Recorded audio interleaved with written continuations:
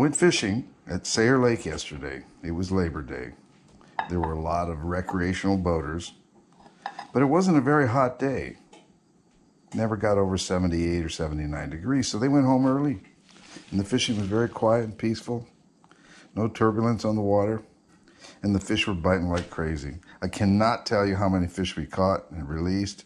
I know that I brought home 8 of these nice crappie, and they're all filleted. Didn't take but a few minutes. And 3 of these nice little perch. We didn't catch any big perch, but we caught 3 that are perfectly suitable for the dinner plate. I didn't do any video, but you're probably tired of watching me catch one fish after the other, on up into the hundreds. So what I'm going to do is show you how I hooked up the rig for fishing for these little panfish at Sayre Lake. It's very important to prepare all your supplies and materials beforehand. Got to be organized. So here's some fishing line. I have 2 different kinds, 4 and 6 pound test, a variety of hook sizes, a variety of weights, and some chocolate chip cookies. Oh, these are oatmeal raisin. I like these even better. So I'm going to use a 6 pound test here. It's called Suffix High Visibility. You're still not going to be able to see it. These lines are very fine. I actually fish with 4 pound tests, which is finer, and I use the clear. It's less visible to fish, and sometimes I even use 2 pound test. And in fact, that's what I used yesterday. So you should be able to see this. Here are my weights. That's a 1/8 ounce weight there. This is 1/4, 3/8, half, and 3/4 of an ounce. These are probably an ounce up here, but you'll never use those. The weight you use depends on the depth of the water. The more shallow you're fishing, the lighter the weight. You just want to get it down to the bottom in a reasonable amount of time. I mostly use these 1/8 and 1/4 ounce weights. This is a weight that was homemade. An elderly gentleman passed and his son sold me this collection of weights. These are among them. It's one style. This is a bell weight. They do make them much smaller, so any size bell weight you want to use is available. And they already have this ring on here to make it easy to tie it on. So I highly recommend, I'm going to use this as an example, it's easier to see. I highly recommend that you use a uni knot to put your weight on. If you don't know how to use a uni knot, well, find on YouTube. Find an instructional video on YouTube. I'm going to go around just 3 or 4 times. I ordinarily go around 5 or 6, depending on the thickness of the line. Finer the line, the more times you wrap around to make that. But the point is that this is going to break easy.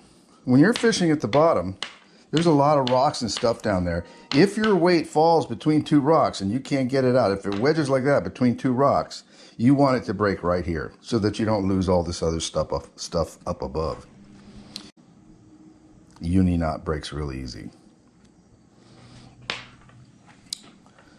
Up above here, you can have one of these swivels if you like. Put a swivel down to the weight, use a lighter weight of line so that breaks easier. So you might use 2 pound test from here to here and 4 pound test from here to here, or 4 pound here and 6 pound here up to your fishing rod, so that you don't lose all this stuff down here. It's really easy to tie another weight on when you break. So that's what you do. Now, the next thing you want to do is you want to use a drop shot. That means that the hook sits right here up against the line. When you drop it down, there's nothing dangling around, it's just there. It stays organized well, and it's very effective for catching crappie, perch, bluegill, any kind of panfish. And yesterday we caught some bass with it. Now, that's 8 inches from the bottom, 8 or 9 inches from the bottom. I'm going to use a Palomar knot. Now, a Palomar knot is a very strong knot, much stronger than a uni knot. You pinch your line. You make a little tiny, you make it small enough that you can pass it through that hook. You make it small enough that you can pass it through the eye of that hook. And there you have it. Now, I'm going to take this big long loop I just made and wrap it around the main line once and create this other loop here. Pass my hook through there.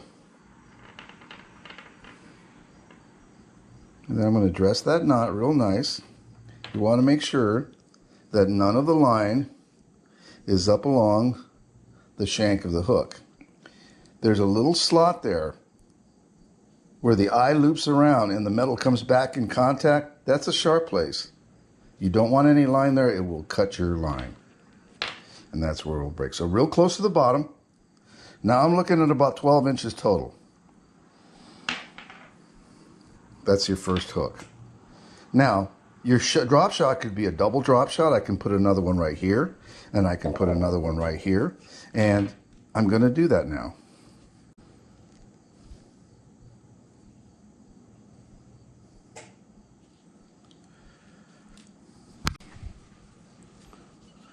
I had to change my reading glasses. I honestly couldn't see how neatly I had dressed that knot. So I put my 275s on. That's good, and that's good. Now we have 2. And just for the sake of this video, I'm going to put 3. I only ever use 2. And on more than one occasion last night, we both caught 2 fish at the same time. So here you have it. Weight on the bottom, universal knot or a uni knot, a Palomar knot on the first hook, not too far from the bottom. It uses the Palomar to make the hook stand sideways like that at a 90-degree angle. And there's a second hook, and there's a third hook. And I would put them about a foot apart. This one turned out to be a little bit more than a foot, but that's okay. It's about 16 inches. Now, you'll see that I have a variety of hook sizes here. These are called Aberdeen hooks. They have a very fine wire, and they have a long shank. They're easy to get out of the fish's mouth. They do less damage to the soft mouth of a crappie if you're fishing catch and release. They're easier to get out too. This is a number 2. This is a number 4. Sometimes they're color coded. It depends who the manufacturer is. And these are number 6s. And I use them all. I grab whatever is at the top of my tackle box. These are number 7s. I'm really not sure where I acquired them. They're Aberdeen light wire panfish hooks, size 7, and they're really small. At any rate, I use these with mealworms, and I use them with night crawlers, and I use them with live minnows. We caught most of our fish with these live minnows. You take the minnow in your hand, and they're very lively, and you put the hook through the top of his head, and it comes out right down there under his jaw, right to the top. And so he's swimming about like that. Fish will attack the eyes. They attack the head of the bait fish that they're foraging on. So that way, there's the eyes, and there's the point of that hook, and you're going to get them. Now, I did take notice that one of these hooks had opened up a bit. That is to say, it's been out that way a little bit. So I'm going to just use these pliers and bend it back. You want to have the right angle on there so that you get a good hook set. And this was bent out a bit. Okay, now we're good to go. Good luck. Well, true confessions. I couldn't wait. These are the perch fillets. There's 6 little ones. They're going to be very good to eat. A little bit of flour. The world's tiniest bit of baking powder. Ever so little. I'm going to sprinkle some cumin in there. Very little. Pepper. salt. I have soul food seasoning. I have Cajun seasoning. I'll use a Cajun. A little bit of that. Almost can't put too much of that, can you? All right, this is as simple as it gets. I'm just going to roll this in there. I'm going to fry it in this butter. This is the simplest possible fry. No beer, no batter. Just flour and baking powder, ever so little baking powder. And the fish were wet, so I rolled them in there. And I made too much of this. Doesn't matter. I'm going to have a great meal here. The temperature here is on the high side. Let me get them cooked quick. This is going to be a nice little snack.